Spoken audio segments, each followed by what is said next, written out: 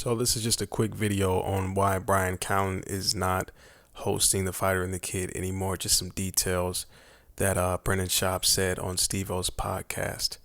So Brendan Schaub basically said the reason he's not telling any of his fans on his podcast is because contract and legal reasons he can't do so. And as far as Bryan Callen not being on there anymore, he withdrew himself from the podcast in order to help Brendan Schaub. He didn't want any of his accusations and him being around Brandon to hurt Brandon. So he withdrew from the podcast. He's currently on Sam Tripoli's podcast. He's got a little situation over there with Sam Tripoli and a Patreon.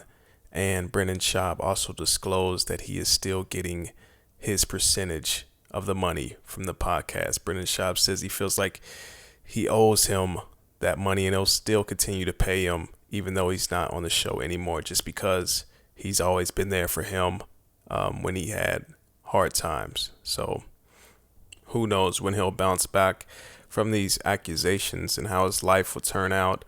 But Brendan Schaub is a noble guy to still give him his percentage of the cut, even though he's still not on there.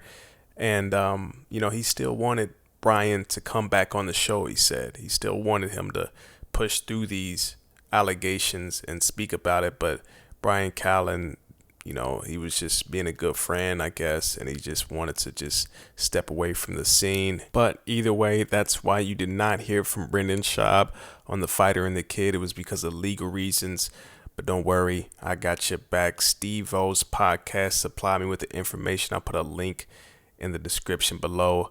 Subscribe, like, comment, and I'll see you guys on the next one.